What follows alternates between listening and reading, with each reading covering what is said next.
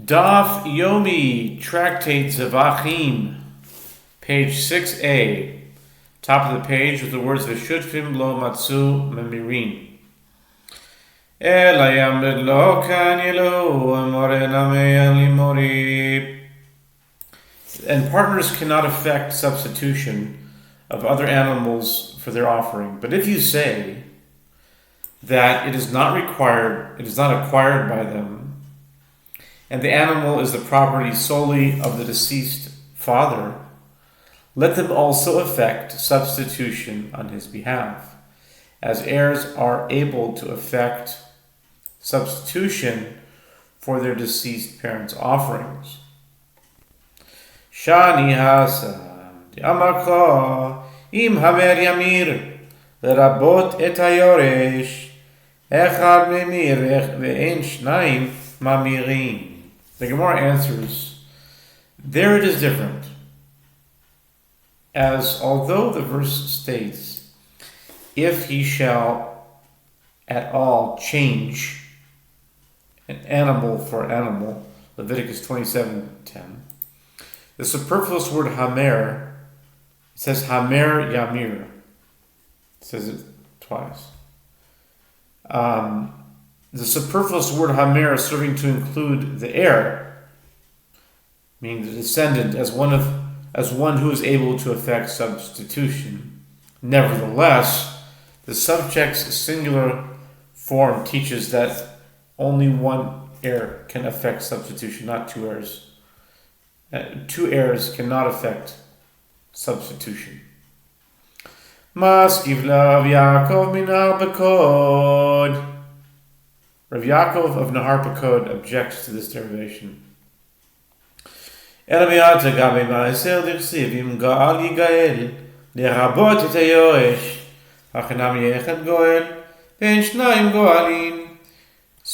Yaakov of Nahar Pakod asks, if that is so, that Hamir includes a descendant, but only one descendant, not two, then by that logic, you should apply that to a different thing where there's another double verse.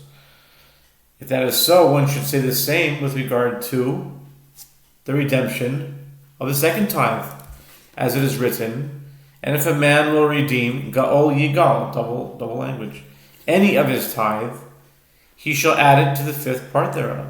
Leviticus 27:31, with the superfluous word Ga'ol serving to include the heir as one who must add the 1/5, so too it should be derived from the verb singular form that if one heir redeems a tithe, he must add 1/5 of its value. But if two heirs redeem it, they do not need to add 1/5. In fact, the halacha is that partners must also add 1/5. Shani ma'aser. The Gemara answers redemption of the tithe is different, as the father had the ability to redeem the tithe even in partnership with another when alive. Therefore, the heirs can do so as well. By contrast, substitution of an offering cannot be effected by partners. Amar le Ravashi mina umina yamr bishtamel kanyelu haynu lechad miyamar era yamr lo kanyelu ayechamama mimar. Ravasi said to Ravashi, but from this halacha itself, that two heirs cannot effect substitution of an offering, it can be proven that they acquire the offering of the deceased. Granted, if you say that it is acquired by them, this is the reason that one heir, in any event, can effect substitution of another animal for the offering. But if you say it is not acquired by them, how can even one heir effect substitution? המקדיש מוסיף חומש ומתכפר עושה תמורה ויעתור משלו על של חברו טובת הנאה שלו. But doesn't Rabbi Abahu say that Rabbi Yochanan says, if one consecrates his own animal to atone for someone else, and he then redeemed it, he adds 1/5 of its value, as he would for any other offering he owned. But if the one for whom it atones redeems it, he need not add 1/5, since he is not the owner. Nevertheless, only the one for whom the offering atones can render another animal a substitute for it, as in this respect, only he is considered its owner. Rabbi Yochanan's statement concludes, and if one separates truma from his own produce to exempt the produce of another from the obligation to have truma separated from it, the benefit of discretion is his. Only the one who separated the truma is entitled to determine which priest receives it. Since an heir is able to effect substitution, apparently the offering atones for his transgression. This supports the claim that the heir acquires the offering. Mekiva lo mechapra, mekupia mechapra. Rav Ashi responds, the offering does not atone for the transgression of the heirs by its essence, as it was not consecrated for their atonement, and they do not acquire it. Therefore, 2 heirs of a meal offering can bring it, as explained above. Yet it does atone for them incidentally. Therefore, an heir can effect substitution of another animal for it.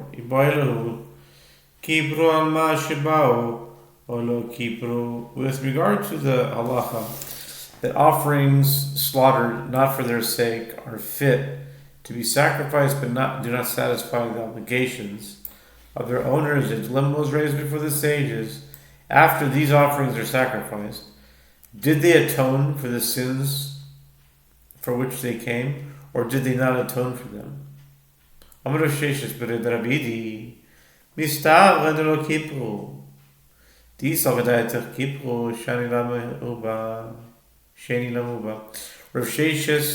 son of Edi, said, it stands to reason that they did not atone, as if it enters your mind that they did atone, for what purpose is the second offering brought? Why is the owner required to bring another offering if the first atoned for his sin? The Gemara challenges this reasoning. Rather, what is the alternative if they did not atone? If so, for what purpose is the first offering sacrificed? It's kind of like a question that I had. Like, what's the point of offering it if it doesn't fulfill the obligation? So, Amar Rav Ashi, Rav Shisha Berei, Rav Yidi Hachi Kakashi Le, Iyam Bishtam Lakipru, Shilo Lishma Bikoyach Shilo Lishmo, Kati, Vishani Lamahu Ba, Lechaper, Ela Yamrud Kipru Shne Lama Uba. Rav Ashi said, this is what is difficult for a Shisha. Is it Sheshas? Or Rav Shisha? I wonder if he meant... Okay. Meaning Rav Shesha. He called him Rav Shisha. I see. Rav Shisha brother of Edi. He called him Shisha. I wonder if it's a mistake or not. Rav Shisha brother of Edi. Rav Ashi said this is what's difficult for Rav Shisha. I mean, that is Rav Shisha, the son of Edi. Granted, if you say that such an offering did not atone, it is brought, even when slaughtered not for its sake, on the strength of its prior consecration for its sake. And in that case, for what purpose is the second offering brought?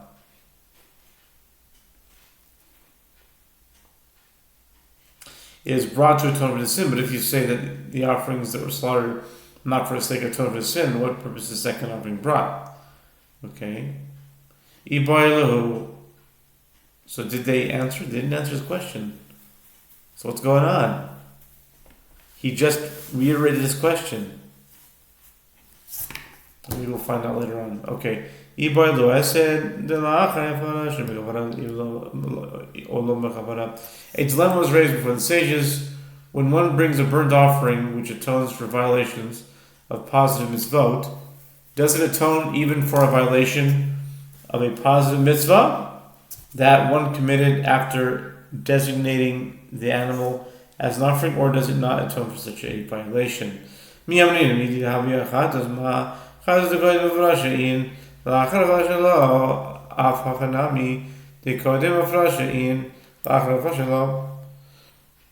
Gemara elaborates, do we say the halacha in this case is just as it is with regard to a sin offering, in that just as a sin offering does atone for a sin that one committed before designation of the animal, but does not atone for a sin that one committed after designation. Here too, a burnt offering does atone for violations that one committed before designation, but does not atone for those committed after designation. O dilma lo dam al kol ched v'ched boi lasoi chadachados v'hacha kevan deika kama asay gabi michabra asay de achar avra shalami michabra. Or perhaps a burnt offering is not similar to a sin offering, as with regard to a sin offering one must bring one sin offering for each and every sin he commits. But here, since a burnt offering atones even for one who has committed several violations of positive mitzvot, one may claim that it also atones even for the violation of a positive mitzvah that one committed after designation of the animal.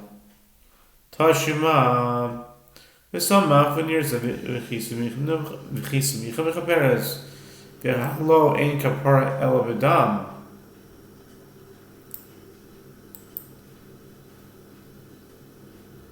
Ein kapara ela v'shenemar ki adam hu benefesh yechaper.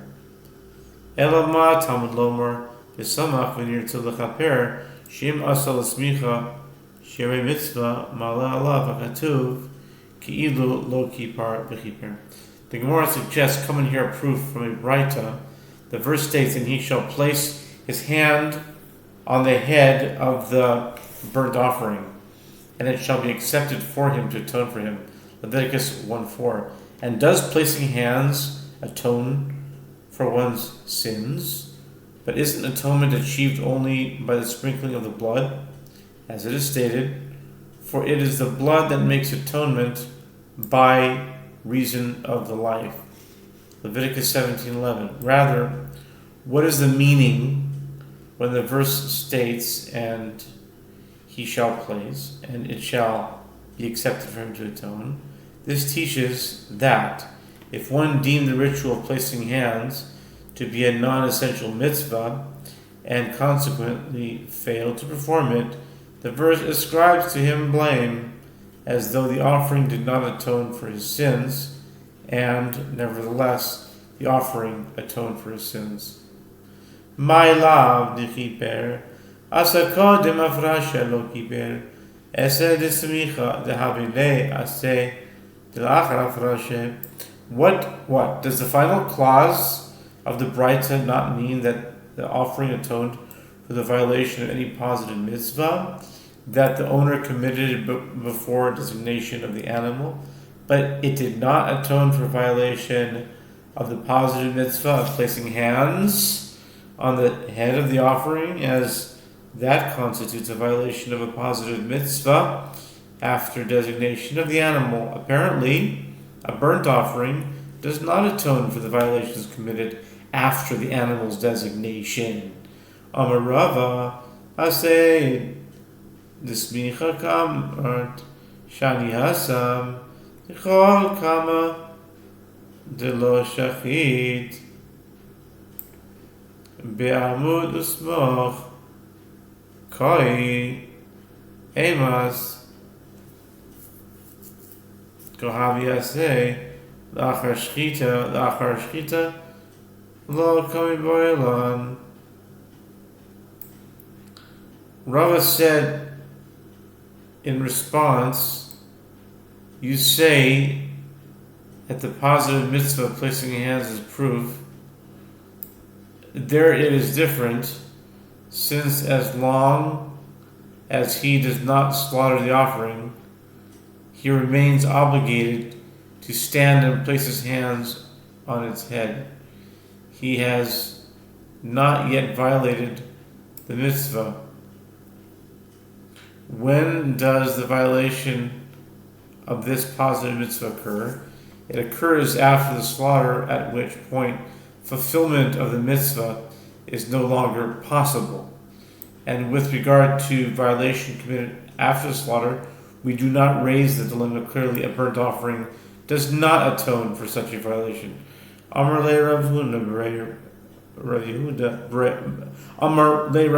bar Yehuda the Rava Ema Kippur Gavra. Rav Huna bar Yehuda said to Rava, say the Braita means that the offering atoned for the transgression of the person. Going on to 6b now, top of the page. Lo kippar, kame shemaya, but it did not atone for him before heaven, meaning it is not accepted by God as a perfect offering. Mi lotnan, ve'anotar v'shemen asher al kaf v'gomer, v'chaper alav v'bnei Hashem, im natan kippar, im lo natan lo kippar. David Rabbi Akiva, Rabbi Yochanan ben Nuri Omer, Shiarei mitzvah hem, ben nitan, ben shelo nitan, kiper u'ma'alin alav ki'ilu lo kiper. Didn't we learn in the Mishnah with regard to the purification process of a leper in Negaim 14:10? The verse states, and the rest of the oil that is in the priest's hand he shall put upon the head of the one that is to be purified, to make atonement for him before the Lord. Leviticus 14:18. This teaches that if the priest placed the oil on the leper's head, it atoned for him and he is purified. But if he did not place the oil on his head, it did not atone for him. This is the statement of Rabbi Akiva. Rabbi Yochanan ben Nuri says, placement of the oil on the leper's head is a non-essential mitzvah. Therefore, whether the oil was placed on his head or whether it was not placed on his head, it atoned for him. But the verse ascribes the leper blame as though it did not atone for him. Okay? My ki ilu lo kiper, ilemedim bayda soyikav nachini, amad benitan ben shelo ben lo nitan kiper, ela kiper gavra lo kiper. The Gemara comments, what is the meaning of the phrase as though it did not atone for him? If we say that it is necessary for the leper to bring another offering of oil, didn't you say that whether the oil was placed on his head or whether it was not placed on his head, it atoned for him? Rather, the meaning of the statement is as follows. It atoned for the person, but did not atone for him before heaven. Here too, with regard to one who sacrificed an offering without placing hands on its head, the Braita apparently means that the offering atoned for the owner's transgression, even if it did not atone for him before heaven. Tsunami kiper, matam yonos lo kiper, matnos harosh. The Gemara rejects this suggestion. There too, with regard to the purification process of a leper, one can explain that the oil atoned for one matter and did not atone for another. It atoned, in other words, the placement of oil on the leper's right thumb and big toe, which was performed, affected its atonement, but it did not atone, meaning there still needs to be an atonement affected by placement of oil on the leper's head, and another log of oil must be brought for the performance of that act. Tashima Bishimon Omer, give se atzeres lama hein ba'in. The Gemara returns to the matter of atonement for transgressions committed after the offerings designation. Coming here, another proof from a Braita. Rabbi Shimon says, with regard to the communal peace offering of 2 lambs that accompanies the 2 loaves on Shavuot, for what sin are they brought? Kiv se atzeret shlamim ninu, ela tzirei atzeret lamahin ba'in. The Gemara interrupts the citation of the Braita. The two lambs sacrificed on Shavuot are not brought for a sin. They are peace offerings brought with the annual public offering of 2 loaves of new wheat. Rather, the Braita should be amended as follows: for what sin are the goats sacrificed on Shavuot as a sin offering brought? Al tumat mikdash v'kadosha. Rabbi Shimon answers, they are brought for the defiling of the temple by entering it while ritually impure.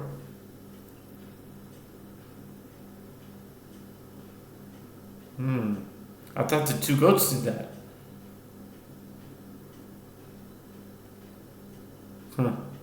They are brought for defiling the temple by entering it while ritually impure, or for defiling its sacrificial foods by partaking in them while ritually impure.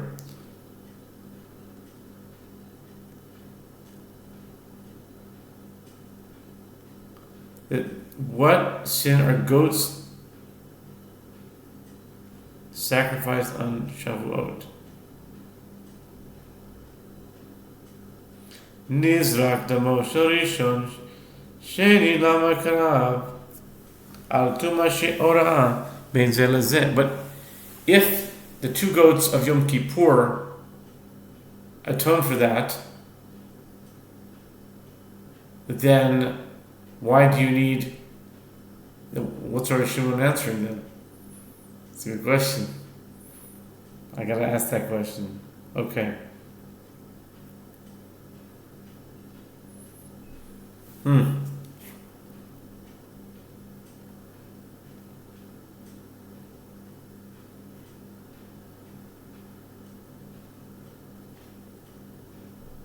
Nizrak demo sharishon sheni lama karav al tuma she'oida ben zelazeh emar me'ata reuin hayu yisrael akriv korbonotehem b'chol ed b'chol shah ela shechisech hakatuv.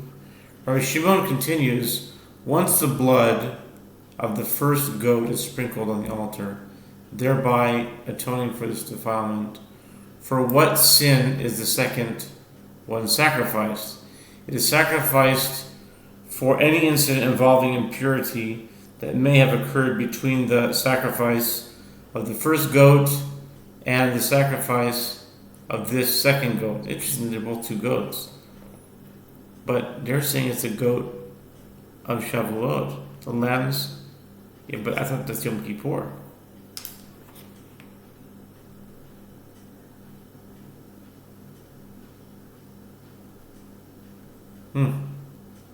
Anyway, okay. Rabbi Shimon continues, once the blood of the fat is sprinkled on the altar, thereby atoning for defilement of what sin is the second one sacrificed, is sacrificed for any incident involving impurity that may have occurred between the sacrifice of the first goat and the sacrifice of this second goat. Based on this, say that Jewish people should have had to sacrifice their offerings at all times, at every moment, as perhaps they sinned in the interim. But the verse spared them of this obligation. The Gemara infers in here, where an incident involving impurity occurred between the sacrifice of the 2 goats, is a case where a positive mitzvah of distancing ritually impure people from the temple was violated after the designation of the offering, as both goats were designated in advance, and nevertheless the second goat atones for the violation. Evidently, an offering can atone for transgressions committed after its designation. The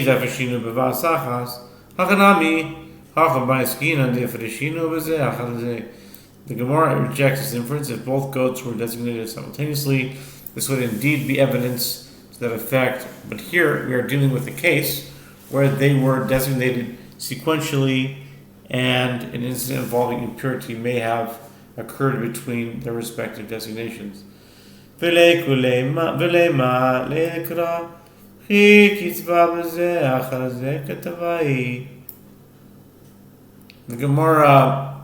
Gemara challenges this assertion, but shall we stand and say about the verse mandating these two sin offerings that when it is written specifically with regard to a case where they are designated sequentially? Amar of Papa, Korbanos Tzibor Kamat, Shani Korbanos Tzibor, de lev bezdin Kamat, Ne Alehen, Kidarav Yehuda Amar Shmuel, Damar Yehuda Amar Shmuel, Korbanos Tzibor Sakin, Moshachtan, Lema Shehen. But Papa said the inference can be rejected for a different reason. Do you say that evidence can be adduced from communal offerings? Communal offerings are different, as the court makes non-verbal stipulation about them. In accordance with Rav Yehuda, what Rav Yehuda says, Shmuel says, as Rav Yehuda says, Shmuel says, with regard to communal offerings, the slaughtering knife, meaning the act of slaughter, designates them for what they are. The court stipulates that the second goat be consecrated as it is sacrificed, and it therefore atones for incidents of impurity that occur beforehand. Individual offerings, by contrast, are all designated in advance. Amr le Rav Yosef, Rav Shmuel, Rav Papa, Umi Islay Rav Shimon, Lev Beis Din Masna Alehen, Amar Rav Idi Bar Avin, Amar Rav Amram, Amar Rav Yitzchak, Amar Rav Yochanan, Tamidin, Shelo Hutzukun Tzibur. Rav Yosef, son of Rav Shmuel, said to Rav Papa, but does Rabbi Shimon accept the opinion that the court can make a non-verbal stipulation about communal offerings? Doesn't Rav Idi Bar Avin say that Rav Amram says, that Rabbi Yitzchak says, that Rabbi Yochanan says, with regard to animals designated as daily offerings, but which in the end were not necessary for use by the public,